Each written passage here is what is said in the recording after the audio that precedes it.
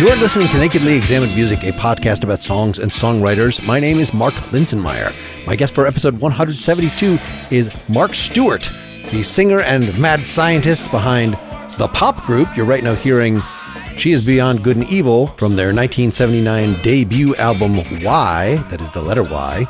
He went solo in 1983 after 2 pop group albums and has released 9 records on his own, plus 2 pop group reunion albums and some other things. His latest album, Verses, features a lot of collaborations. We'll discuss Rage of Angels, which is a collaboration with Front 242.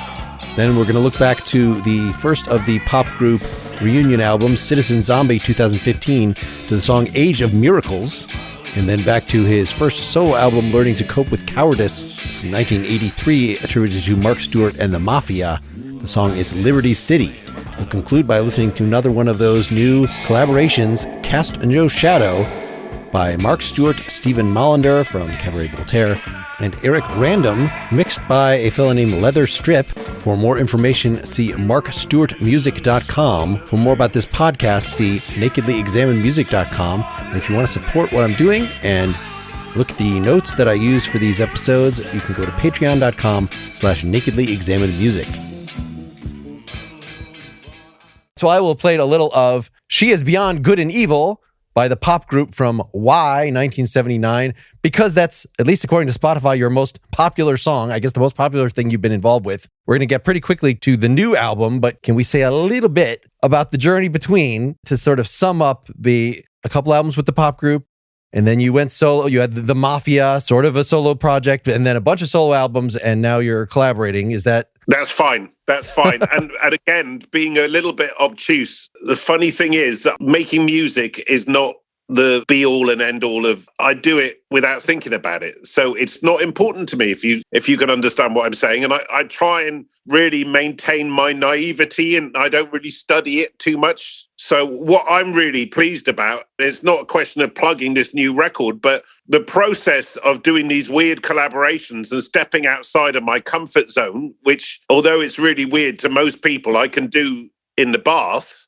right? Like my normal albums, collaborating with these totally out there people, even for me, like KK Null and Pansonic and Ye Gods, was a real jump. I jumped off the edge. For me, it was like I was, those Roger Dean covers, those Yes covers, when they have like the edge of a sort of cliff and then you become an amorphous. I mean, it's just so weird. And I don't know where it's going. I don't know where I'm swimming. I don't even know which matrix I'm in at the moment. The world is under some sort of voodoo spell anyway at the moment. So I'm just adding to the chaos.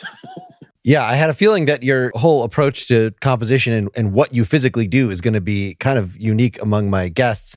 Can you say a little bit about, before we hear it, Rage of Angels? That's the opening track from the new album, Verses. The way to make a record with Front 242 is you go back through the time tunnel to a club in Brussels called Ancien Belgique, right? Way, way back in the post-punk times where everybody wore grey and nobody smiled, apart from the bloke from Echo and the Bunnymen. Then suddenly I came across these people dressed as secret agents that virtually, they look like Arnie from Terminator in full combat gear. And I thought, these guys look quite interesting for a pop band. And the guys made such shocking modern music at the time. If there was an album they did called Tyranny for You, which, the graphics, the whole idea of having like Front 242 as a sort of brand logo, like my friend Keith Levine thought for Pill. It's anything that challenges stereotypes in any part of life, I think should be championed. And their whole attitude to the thing on stage, they kind of crept around, like I'm saying, like special forces people. And the music, if it wasn't for Front 242, when I have conversations with people like Carl Craig and other techno guys, if it wasn't for Front 242, there would be no underground resistance, there'd be no Detroit techno.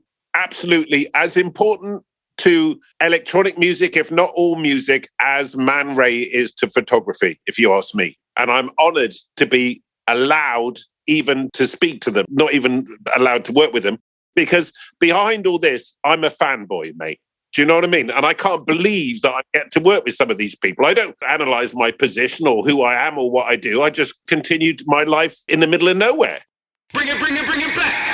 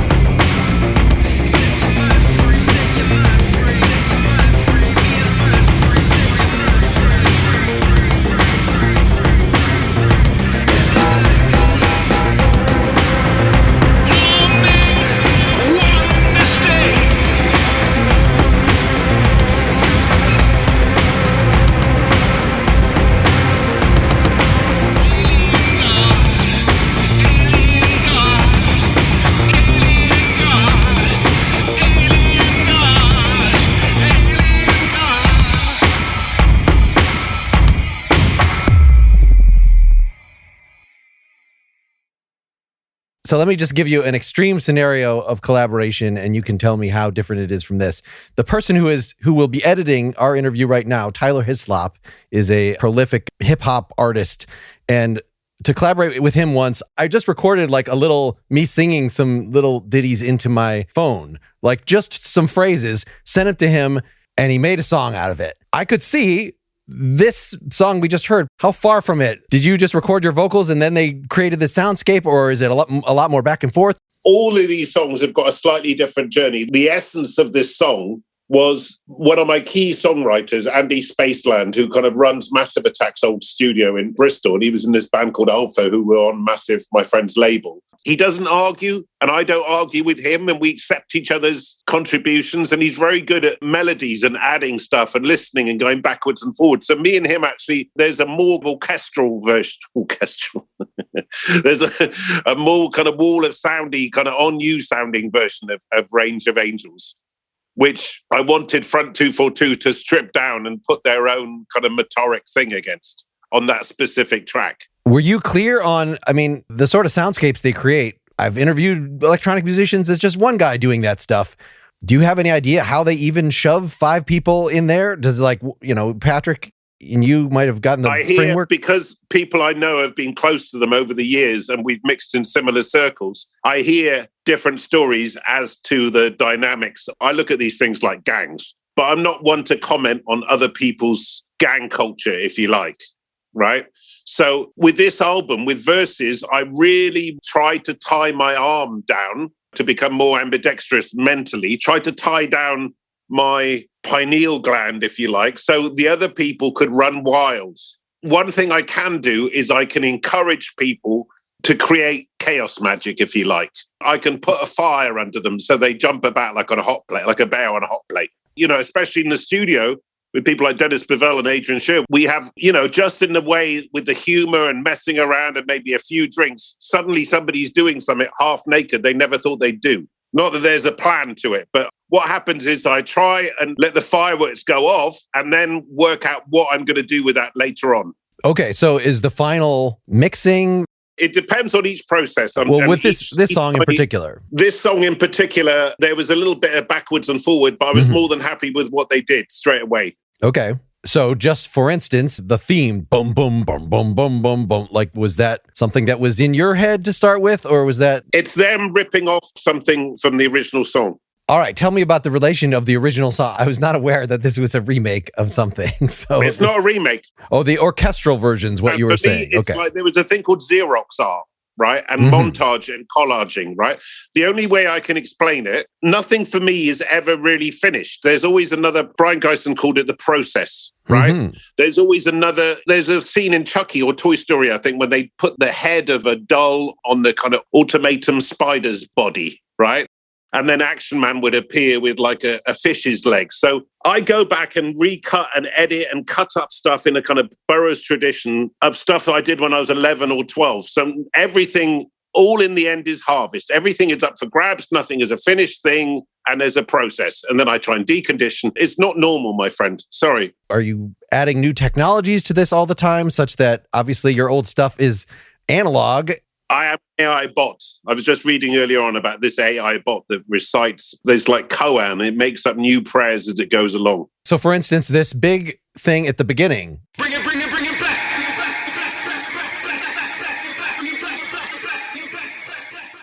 That repeats and repeats and it slows down gradually, and there's this throbbing thing, and there, like, it sounds like you're twisting knobs toward the end of that, for sure. It does not sound like, something that was sculpted on it with a mouse on a screen.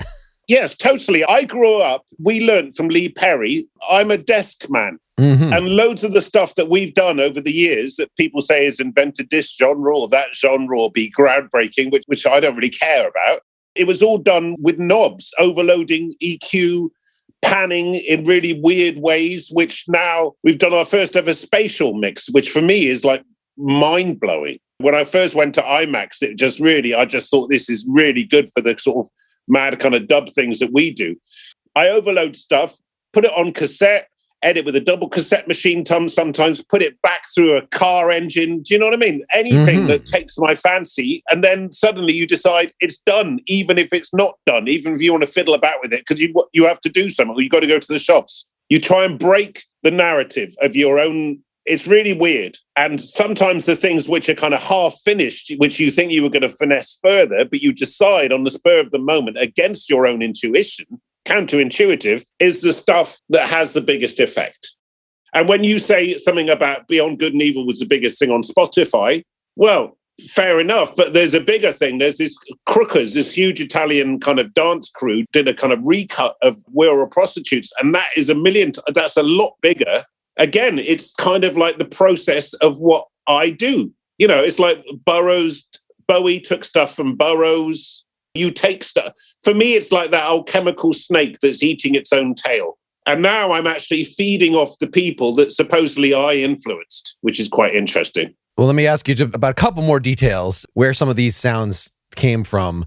That you've got that main groove that I talked about, but then you've got this, what I wrote called the mysterious groove.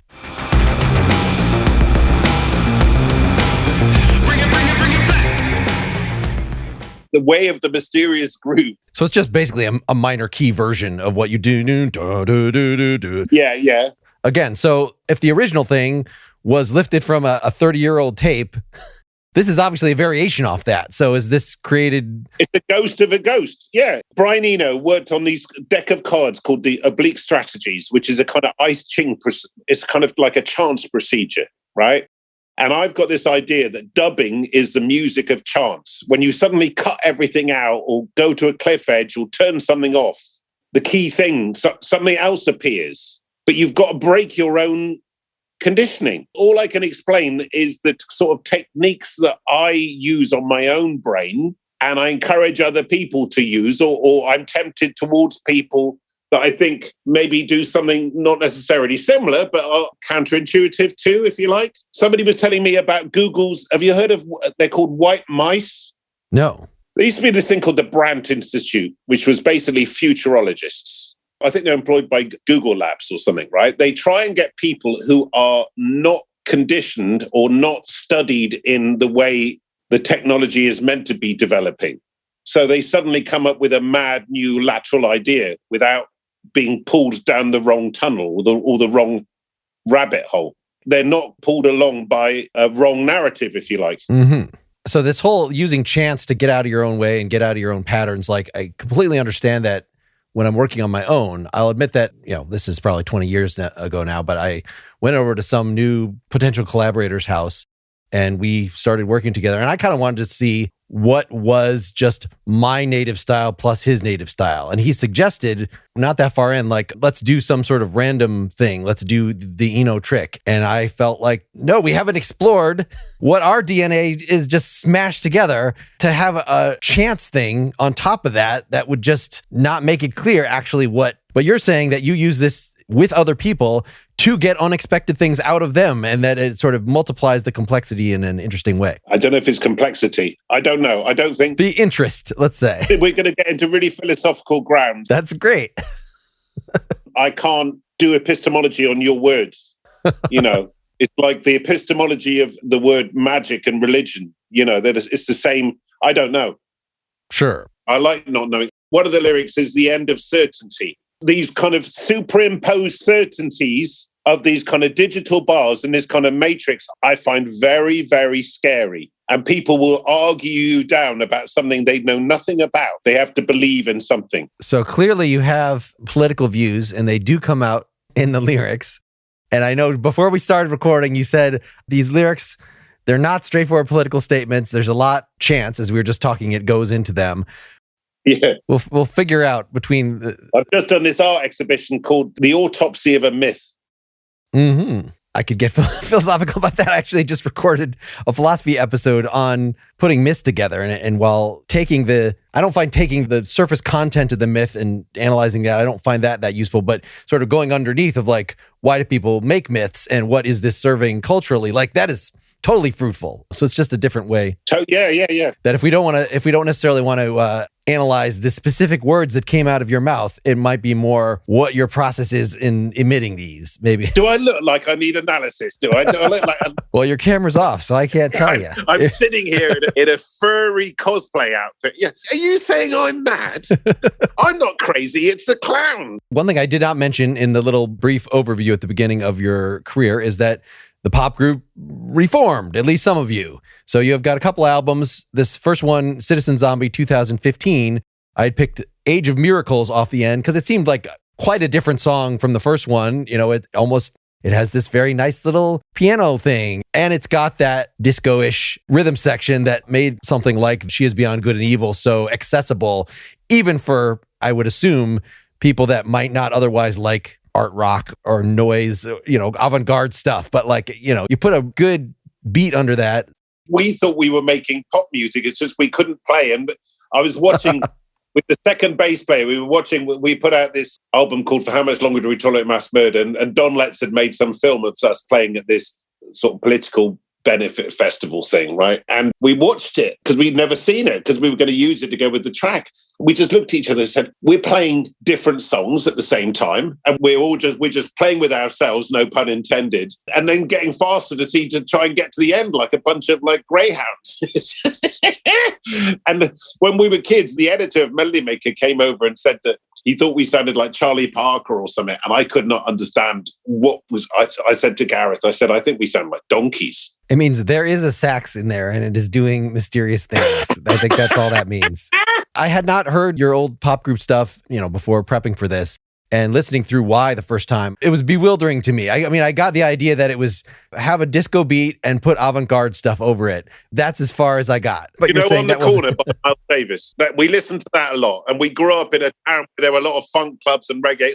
That's what Yeah, I shouldn't even say avant-garde. It's freeform. There wasn't a lot of logic to it then. The song I picked for this one, Age of Miracles, off Citizen Zombie, is not completely unrestrained like some of that old stuff. Can you say a little bit about the song before we hear it, and then we'll talk in more detail? I think Age of Miracles is very pertinent to play, especially this week, because I was just reading something about the planets aligning. I pray a couple of weeks ago, people were really quoting something that happened, that whatever was meant to have happened at Fatima. I pray that this is the age of miracles. I think we need miracles more than we ever have. And the interesting thing about that track and that album was that there was such goodwill towards the pop group. Basically, we got this phone call from Matt Groening, the guy behind The Simpsons. He was curating a festival, an All Tomorrow's Party, and he wanted Iggy to reform the Stooges, which was weird because that's how I met Mike Watts when he was playing with the Stooges, and he got to work on this record. And he wanted me to reform the pop group. And, we were always friends because we come from a small town and you can't really ignore people. We're from the same gang of kids from football and youth clubs and stuff. The town's too small to cross the road, and we know each other's families and stuff. So, we would have been friends without being in a the band isn't the most important part. But the first thing that all of us said was it wouldn't be the pop group unless we did something new, but something that just whatever we wanted to do that week, unrelated to any shackles of the pop group or something. And suddenly we were working with one of the biggest producers in the world who said we were a big influence on him, Paul Epworth. And that's a big song. If you listen to it, and it was recorded and that U2 were working in the studio the same week. I mean, it's a big song, and Paul is an incredible guy. And it's just, we were working on Pink Floyd's old desk. I mean, it's mad. That's the crazy thing. One minute you're doing something like that, and the next minute you're in a tiny little 8-track with like an underground punk crew.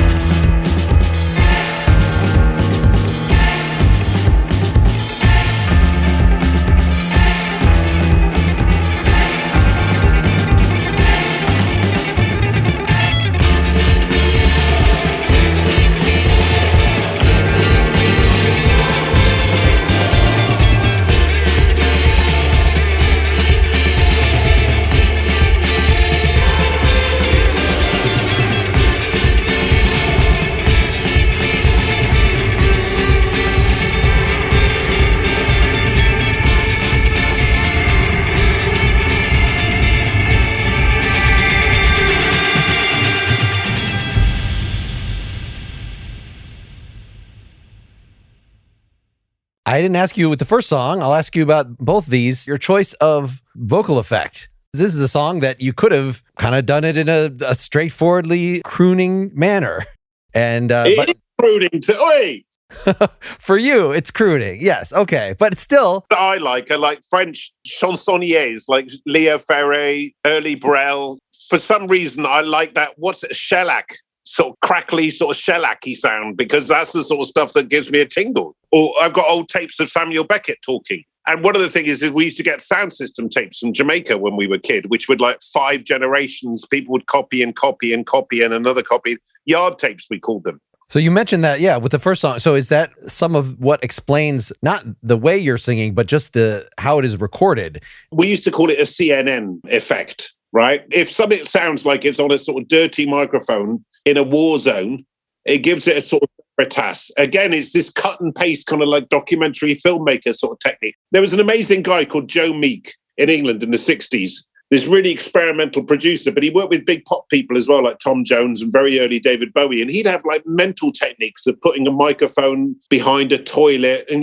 just messing around with stuff, Mm-hmm. I grew up in that tradition. I used to go to this thing called the London Musicians Collective, where there'd be, a guy called Steve Beresford would be experimenting with children's toys. Per Ubu, who we toured with when we were at school, Dave Thomas used to just do crazy stuff. At this point, is it a matter of, it's easy to do digitally. Like, you don't have to put something behind in a toilet. Those faux amp farm, no, it's not. It's not just a matter of rolling off the treble, rolling off the bass, getting a very mid-range, For me, it's the emotion and it's the peak. Some of these things, I've done 87 edits. Wow, okay. It's processing. It's like Jamie Reed did or something. You get a picture of and then you'd work on the dot matrix and then you'd overlay it, then you'd throw paint at it. Yeah, without sitting behind you and watching you. And there's a lot of humor in it. I kind of take the piss out of it. Well, I really like on this one that you have this choir.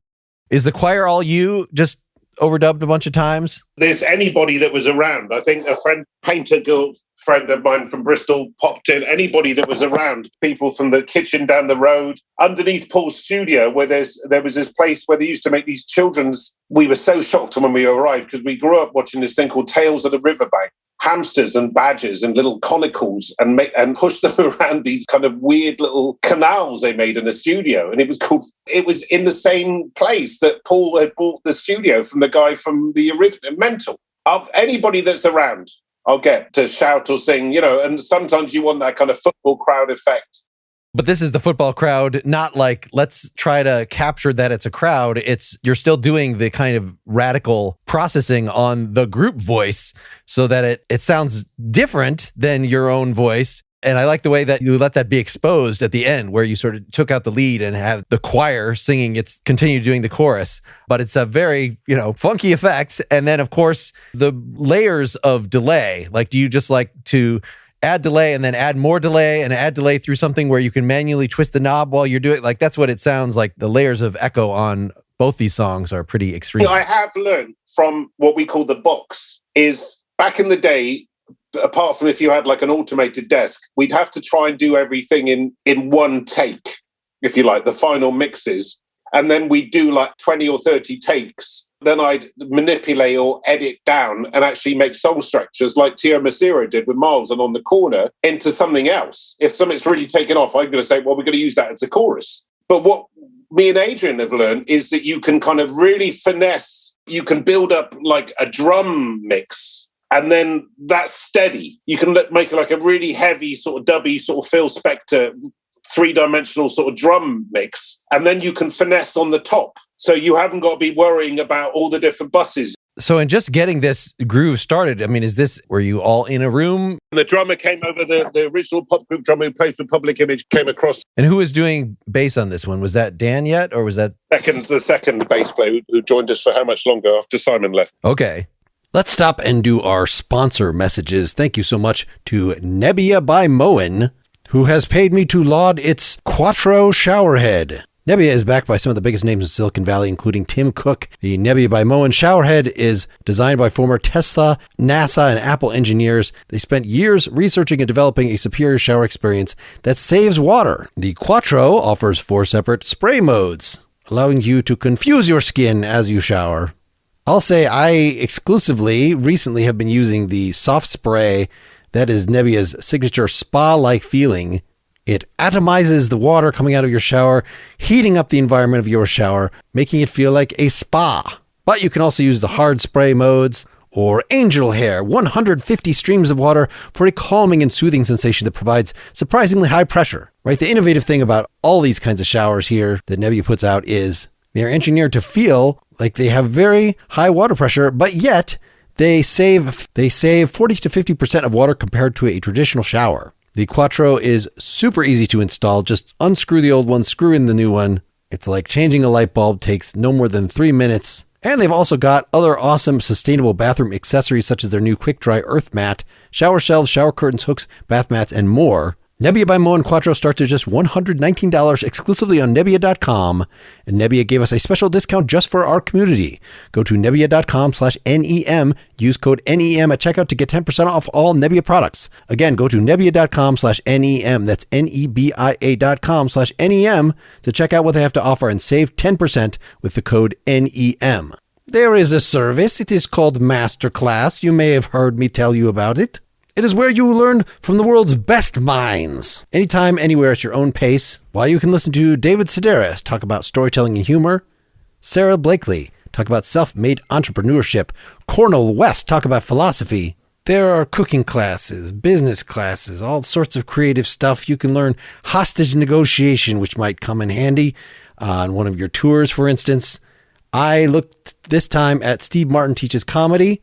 Steve Martin, as you probably know, is also a musician. The things he has to say about performance often cross different types of performance and certainly contributes to putting lyrics together, coming up with a stage persona. Steve talks about how to gather inspiration from things all around you, how to find your unique voice, how to deliver things with subtlety, with timing, with physicality, how to craft your act into something truly stage-worthy. These are skills that carry over, apart from him just being a fascinating guy and his work being awesome. That is just one of more than 100 classes, including over a dozen music classes, shot in beautiful high-quality video, though if you're like me, maybe you'll just listen to it like a podcast. They come with downloadable supplemental materials. There's a community that you can reach out to. I highly recommend you check it out. Get unlimited access to every masterclass. And as a Nakedly Examined Music listener, you get 15% off an annual membership. Go to masterclass.com/NEM now. That's masterclass.com/NEM for 15% off Masterclass. I assume then it's a groove first. And do you have a big notebook of lyrics that you're potentially bringing to the table? How much refining goes into these lyrics? What I'm trying to say is the most important thing in my life, right? And even if just the finessing, like one line, like I finished it the other day, really, really sums up something to me that's been buzzing around in my head for about 20, 30 years, right? And like I'm saying, these little kind of haikus are like gold dust to me. I mean, I've got something at the moment about the severed man, time hunter. You know, it's just like these little kind of scraps are then it's nutrients for my soul. Any particular thoughts about right? It's declaring this is the age of miracles in this one, but clearly it is. Please tell me. I wish it was the age of miracles. Something, it's a more mournful. Beyond good and evil and these other ideas.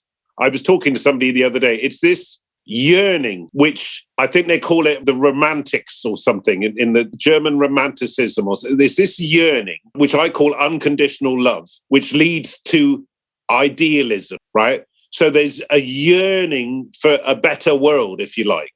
But it's the same kind of yearning for a lost love. That is part of the DNA of the song right from the beginning, from that piano riff. I mean, who actually is playing the keyboard in this? Or is that a sample of something? And the sax when it is necessary, but it seems like it is not. Through treatments. I mean, we all really loved Eddie Harris when you put sax through wah-wahs and stuff, you know. And Dan used to play guitar with a dildo for the slide. Okay. Let me just play one little bit from here. This is 3 minutes in.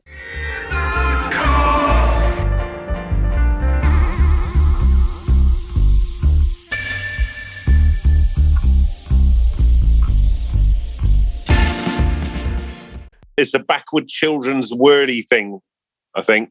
We have these things that you whirl, these tubes you whirl around. Oh, I see. All right.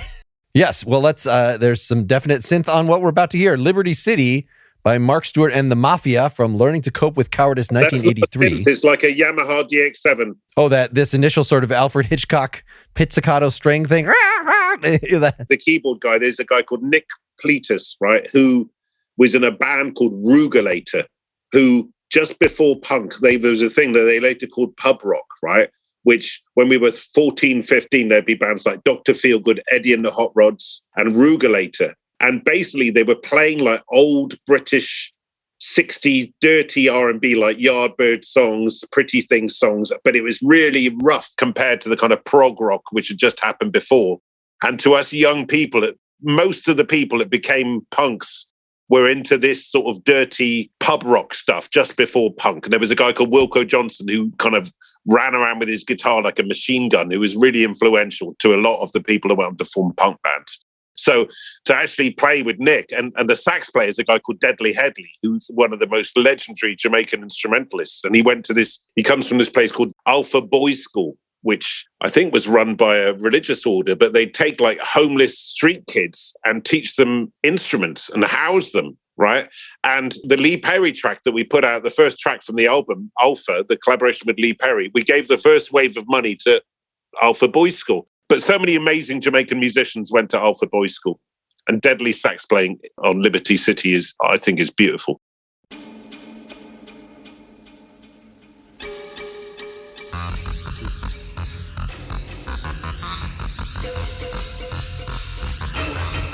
To Liberty City, it's insane, and no one knows what they're doing.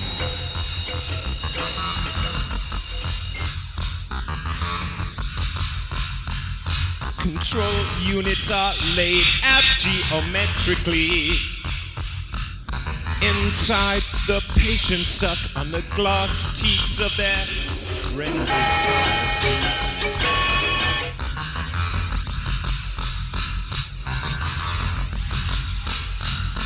Struggling to pay the rent, the main worry's job security. The busier you are, the less you see. I'll find a key and try to get out of my dormitory.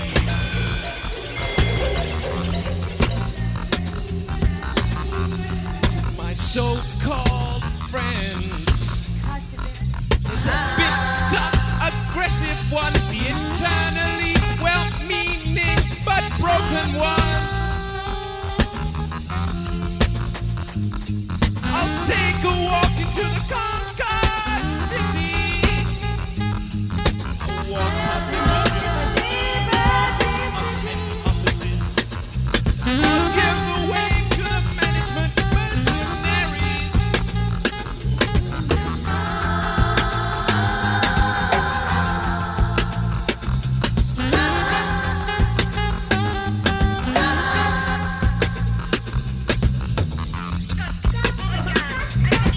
There they go, don't their clean clothes look so pretty? To awaken them from the comforts of slavery. One by one, two by two, they all join the debris. Welcome to Liberty City.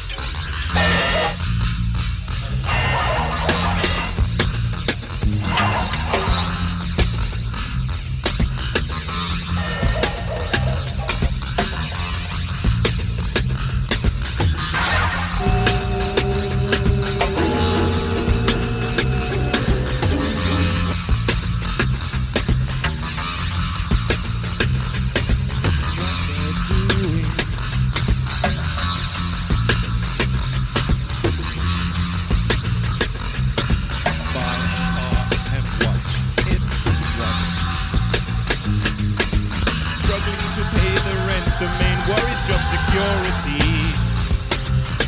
Now and then, we can afford a little luxury. Look in the shops, turn a blind eye.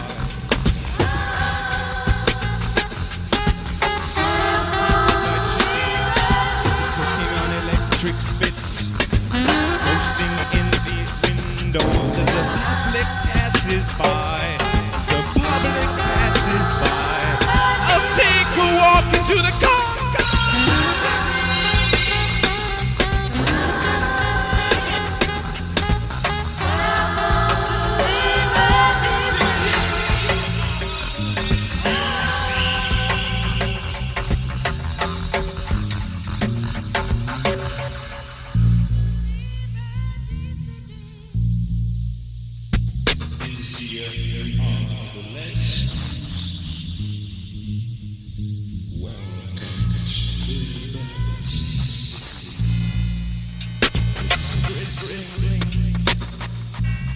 One night in desperation, a young man gets a gun.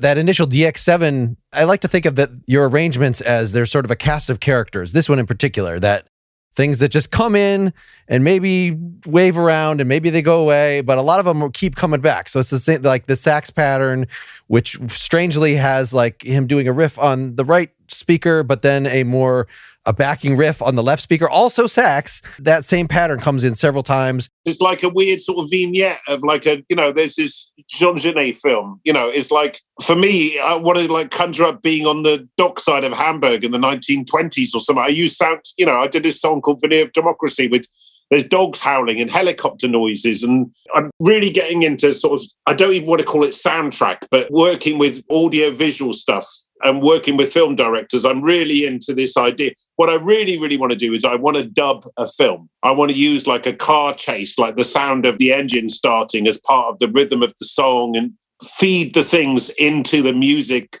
and the music feeds back. So the things are actually inherently connected.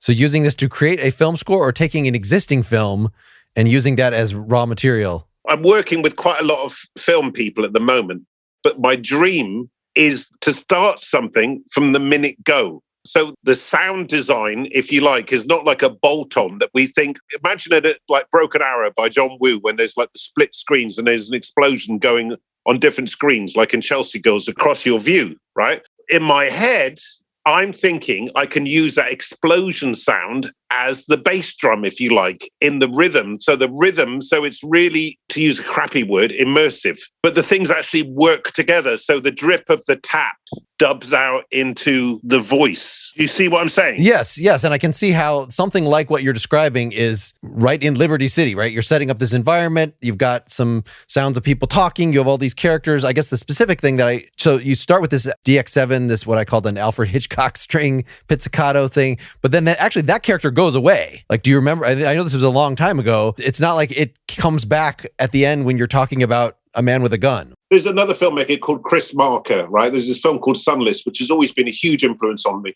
Or a Tarkovsky film, right?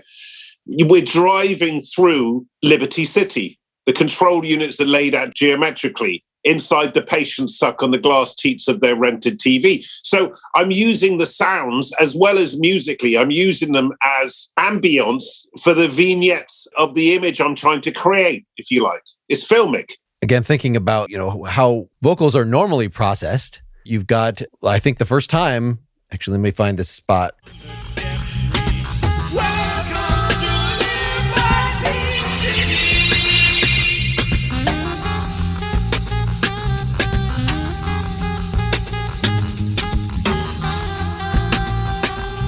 The busier you are, the less you see.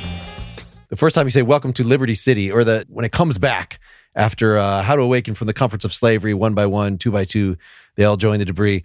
And there's, I think maybe this is what you're talking about, of using the EQ to max out something that... Or to change, now they talk about the spatial field. You have a joystick and you can move around. I don't know if you've come across Genesis and Throbbing Gristle played me an artificial head once. She put on these headphones and it sounded like somebody was walking on gravel, but it sounded like they were moving around in your head. So sometimes, like you were saying with the sax or something, we move the thing. So instead of you physically moving, it feels like the environment is opening up or closing, the depth of field.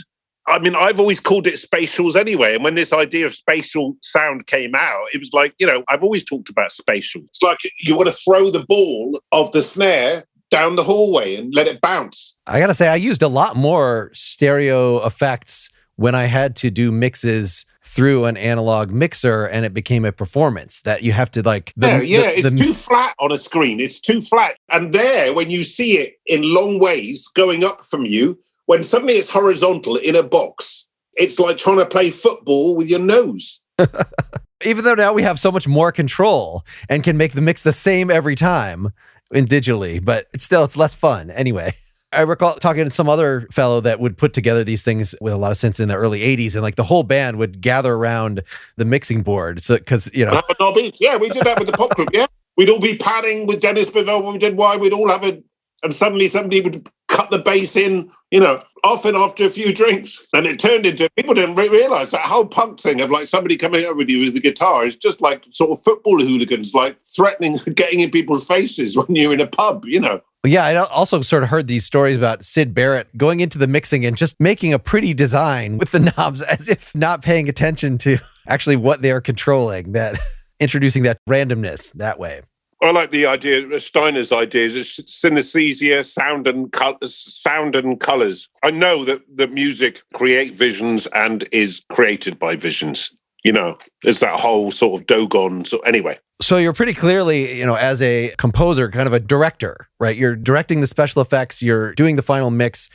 Yeah, I think of the best, especially stuntmen or special effects people. If I hear like a trap beat, I'll find that I think I want to use in my palette, not as a trap rhythm or cumbia beat or something, like a new sound that I want to use for my own devices. I'll go straight to the source. Like back in the day when we first came across hip hop, I found Keith LeBlanc, Doug Wimbish, Skip McDonald, and started perverting their style into something else. Again, with his verses. When Aphex Twin turned me on to Ye Gods, I just thought this stuff is dense. It's one for the inmates. I was banging my head to his shit. Within seconds, the guy is on it. I'll track somebody down and say, can I version one of your rhythms? We used to do it with reggae, used to do it with hip-hop. And coming from that sort of, all my mates from Massive Attack, it was that DJ culture, sound system culture. You want the latest beat, the latest rhythm, the latest break. And I love scratch DJ battles. So, there's these guys called the Invisible Scratch Pickles. I just did something with Jack Dangers from Meat Beat Manifesto. And what really got me excited about his stuff, his work, but even more than what he did with the Matrix and, the soundtrack work, was he really helped get these San Francisco scratch DJ battles onto record. And those records are mad. They're quite difficult to get hold of. But if you track down, there's videos of scratch battles. Cut Chemist, the Invisible Scratch Pickles. It is brilliant. It's like music concrete you can breakdance to. So how did you get into this in the first place? Like, was there an instrument you started on before you migrated off to working with your voice and your mind and your equipment? We had some children's records. My mum and dad brought me back a postcard, which was a record. Like, it had some cellophane on the front and it was printed. I think it was Purple People Eater or something, right? And you got like a children's record player, like a little plastic record player, right? But what I remember is the speaker fell out and we'd always have these little metal bins to put paper in your bedrooms, right? Mine had like prehistoric paintings on it from that famous cave painting or whatever. You just, your schoolwork or whatever, or magazines, you just often just throw them across from your bed into the bin, this little bin, right? And somehow the speaker, and I didn't really understand what magnetism was, but it magnetically connected to the back of this bin.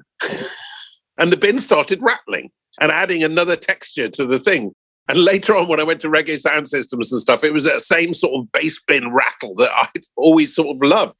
Yeah, so it sounds like you're a mad scientist from the start. That it's not this, that you started taking piano lessons and discovered the avant-garde or something like. No, I don't think I was ever normal, but don't think anybody in my family's been normal for quite a few generations. Well, let's conclude by introducing the final thing. I wanted another collaboration from the new album, Cast No Shadow, Leather Strip Mix by Mark Stewart, Stephen Mallender, and Eric Random. Again, from Versus 2022. That's a lot of names. Is Leather Strip, what does that even mean? Is that a separate entity who did the mixing? Yeah, he's the front of 242. He did the final mix. Mm-hmm. Me and Eric wrote the song with Mally from Cabaret Voltaire, and I was fiddling about, trying to get my friend who worked with New Order to do different mixes. Then Scott Crow, who put out this album from Emergency Hearts, kept on going on about Leather Strip, right? That his mixing was brilliant. And there was this other guy, Clan of Zymox, right? And I was just listening to some of these things, and they were getting sonics that I didn't understand, sort of density in the sort of sonics, and their stuff is being played out. There's this weird scene developing in America, which last year was called Witch House, but there's clubs in every major city which is playing what they call post-punk, but it's kind of new stuff mixed in with this kind of really new kind of electronic stuff. A friend of mine, Tech Speak, is a DJ at some of these events, right? But they also play my stuff, old stuff of mine, Clan of Zymox, Leather Strip is really big. But the whole evening is really dense. Front 242, Frontline Assembly, Early Ministry, Consolidated. And it's like 16, 17, 18-year-old kids like doing like mad dancing in weird sort of rubbery wear with a brilliant sound systems to what I think is quite out there music. So yeah, this bunch of, how did this, like, when would you decide I don't want to do this mix myself for a song like this? I need to send this out. Or are there multiple versions of all these that you did? I just kept on going and going and going. And Scott said, I want to get Leather Strap to have a go at it. Okay. For the clubs, because we're getting a lot of club play on these tracks. And I decided that mix is better than any of the mixes we did. Well, and maybe you can help me understand. So this is a 7.5 minute mix. And of course, in a normal sort of rock and roll setting, somebody else doing a mix means like, well, they're going to add some different effects to the vocal and the guitar is going to be louder. It doesn't make it 4 minutes longer. Like, how long was this before? Used to, back in the day, you'd get these kind of mega mixes. And in the early days of electro and stuff, you get bonus beats, extended mixes. In the 80s, I used to love extended mixes. You'd buy a 12-inch and it would go into like a breakdown. The drums would break down, then the voice would come back in again, Recording no new material, just taking the stuff and cutting and pasting. Well, it depends on who's doing the stuff, who's doing what. I mean, we knew this guy, George Dukos or something, right, who used to work with the Latin Rascals with Arthur Baker when he was working with New Order, right? And this guy, they used to service like Larry Levan at Paradise Garage and stuff, right? And they wanted specific sort of BPMs, but this guy would cut the tape down the middle and have the stereo pair running against each other, one way or another. Disco edits. Sure. Yeah, I guess as long as it's still synced and there's still a beat from both sides. What I got into on this Leather Strip version was the kind of repetition. Because one of the key things that I'm not very good at from classic electronic music or even classic crowd rock like Neu! Or Kraftwerk or something is the kind of hypnotic use of repetition and stopping yourself from putting anything else in it. Just keep it on the one. I thought I heard that on quite a bit of your eponymous, your self-titled album from the 87 or whatever that was. That seemed remarkably stark in some places like that. You were investigating exactly that hypnotic repetition thing. Somebody was saying the other day that they like the space between the notes. And the whole point, I think, of the techniques, I mean, they call it dub, but what I do isn't really like dub. But what I learned, or what I really liked from those Jamaican pre's I always used to buy when I was a kid and I still buy, is the way something's just spooked out to a skeletal sort of just the pulse or the bass line and then the drums come back in like thunder. It's crazy. All right. Well, thanks so much for doing this. This is a whole new area, this kind of collaboration and this way of mixing and this whole, I've interviewed some techno folks before, but this is a whole new dimension here. So I really fun immersing myself into your stuff for the last couple weeks. Thank you. All right, here it is, Cast No Shadow.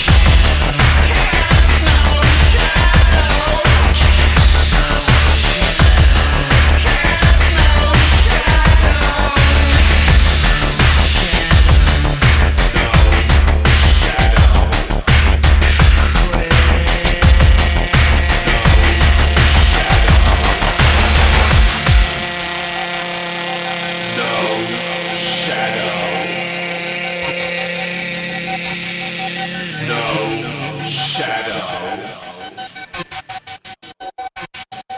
No shadow.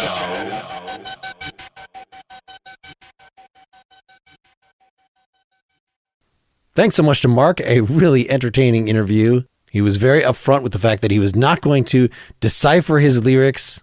And come to think of it, I don't know if we got a lot of really clear, specific information about how particular sounds were put together, but just hearing his whole point of view on how to make music, I found really fascinating. Remember, you can hear more about him at markstewartmusic.com. Learn more about this podcast, go to nakedlyexaminedmusic.com. I hope you're subscribed directly to the Nakedly Examined Music feed through one of the links there. You can also, there's a link there to support the show and or to leave a nice rating and review, which would be very nice. My next interview is with Queen Esther, a smooth Americana / jazz / theater vocalist.